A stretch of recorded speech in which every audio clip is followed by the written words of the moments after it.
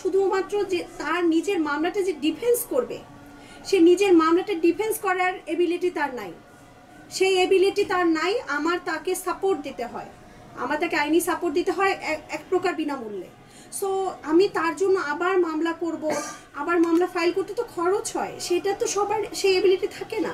শোনেন, আপনারা সোশ্যাল মিডিয়ায় যেটা দেখছেন, প্রত্যেকটা মানুষের সোশ্যাল মিডিয়া লাইফ এবং বাস্তব জীবনের মধ্যে অনেক পার্থক্য আছে। সো ওইটা একটু বোঝার চেষ্টা করবেন।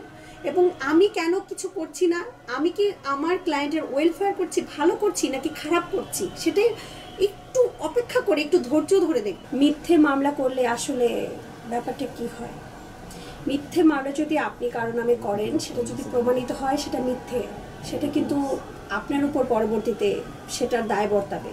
এবং সেই একই অপরাধে, মানে আপনি কি কারণে মিথ্যা মামলা করলেন, ওই কারণেও কিন্তু আপনি জেলে যেতে পারেন।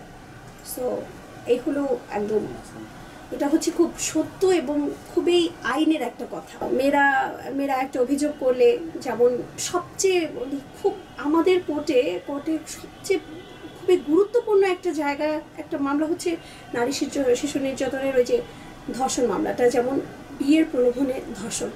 আসলে আমি মনে করি একজন আইনজীবী হিসেবে যে এই মামলাটা আসলে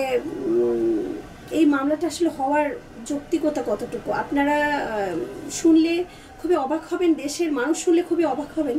যেটা হচ্ছে এই ধরনের ভিকটিম যারা ভিকটিম হয়, তারা মূলত আইনের আশ্রয় নেয় না। এবং যারা আইনের আশ্রয় নেয়, ম্যাক্সিমাম মামলাগুলো মিথ্যে হয়, ভুয়া মামলাগুলোই সাজিয়ে এভাবে আনা হয়। কারণ বিয়ের প্রলোভনে ধর্ষণ শব্দটা দিয়ে কী বোঝা যায়, দুটো ব্যক্তির কনসেন্ট ছিল, যার কারণে তাদের মধ্যে একটা ইন্টিমেসি, একটা সম্পর্ক হয়েছে। তার মাধ্যমে মামলায় যদি একজন ছেলেকে দায়ী করা যায়, আমি মনে করি তো সমানভাবে সেই মেয়েটাকেও দায়ী করা যেতে পারে। রিসেন্টলি যে মামলাটা হয়েছে, যেটা নিয়ে আসলে আপনারা খুব কিউরিয়াস, না আপনারা জানতে চাচ্ছেন যে মামলাটা নিয়ে, সেটার ধারা সম্পর্কে জানেন কিছু? আমি জানি না। সেটা ধারা হয়েছে 448, 323, 324, 307, 354, 506 অফ দ্য পেনাল কোড। তো পেনাল কোডের এই ধারাগুলো এনেছে। ধারার সংক্ষিপ্ত ব্যাপারটা যেটা, প্রথমত আছে অনধিকার প্রবেশ, দ্বিতীয় হচ্ছে স্বেচ্ছাকৃতভাবে আঘাত, তৃতীয় হচ্ছে মারাত্মক আঘাত, হত্যার উদ্দেশ্যে শ্লীলতাহানির চেষ্টা সহ কে ভয়ভীতি প্রদর্শন। এই হচ্ছে এলিগেশনগুলো। কারণ ধারা বললে তো স্বাভাবিকভাবে সাধারণ মানুষ বুঝতে পারছে না। এই হচ্ছে, তো দেখেন, যেখানে অলরেডি একটি ধর্ষণ মামলা অলরেডি আছে, ফাইল করা আছে, সেখানে শ্লীলতাহানির বিষয়টা আবার আসছে। আচ্ছা, আর আমরা কিন্তু সোশ্যাল মিডিয়ায়, আমি নিজেও যেটা সোশ্যাল মিডিয়ায় দেখেছি, সেটা হচ্ছে তাদের মধ্যে একটা সেটেলমেন্ট হয়েছে, তারা একটা আপোষ মীমাংসার মধ্যে এসেছে। এবং আমার মক্কেল আমাকে জানিয়েছে যে আপু, আমাদের একটা আপোষ হয়েছে। তো আমরা তো কোর্টে গিয়েছি।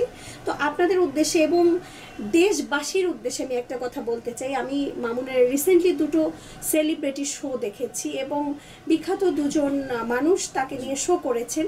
সেখানে তারা বলেছেন যে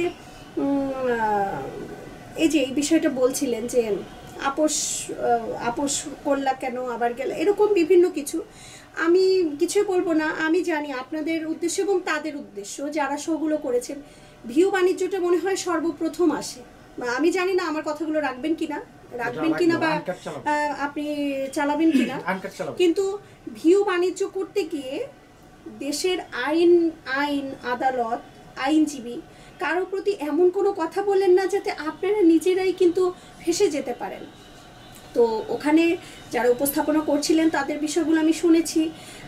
একজন বলছিলেন মামুনকে যে তুমি ভালো একজন লয়ারের কাছে যাও। তো আমার মক্কেল আমার কাছেই তো আসবে, আমার কাছে এসেছে, এবং বিগত দিনে আমি তাকে কিভাবে সাপোর্ট করেছি সেটা তো দেশবাসী জানে। তো আমার কথা হচ্ছে, না জেনে না বুঝে আম পাবলিক অনেক কথা বলতে পারে, কিন্তু আইনটা আসলে কিভাবে চলবে, আইন আদালত কিভাবে চলবে, সেটা কিন্তু আমরা ওখানে বসে আমাদের খুব টেকনিক্যালি কাজগুলো করতে হয় এবং একটা প্রসেসের মাধ্যমেই যেতে হয়। আপনি বললেন আজকে একটা, কালকে আরেকটা বললেন, এত সহজ না। ধর্ষণ মামলাটা কিন্তু কম্পাউন্ডেবল অফেন্সেই না, ধর্ষণটা কিন্তু কম্পাউন্ডেবল না। মানে এই মামলাটা, এই ন্যাচারের মামলাটাই কখনো কম্পাউন্ড করা যায় না, আপোষ করা যায় না। তাহলে আপনি কিভাবে একটা আপোষনামা নিয়ে সেটাকে, আমি কি কোর্টে গিয়ে বলতে পারি যে এই যে আমার মক্কেল আর আমার বাদীর মধ্যে আপোষনামা, আপনি এটা, আমাকে জাস্ট ছুঁড়ে মারবে, নথিটা ছুঁড়ে মারবে, বলবে যে আমাদের দেশে আইন আদালত আছে এখনো, হ্যাঁ আছে দেখেই সাধারণ মানুষ কিন্তু এখনো ভালো আছেন আপনারা।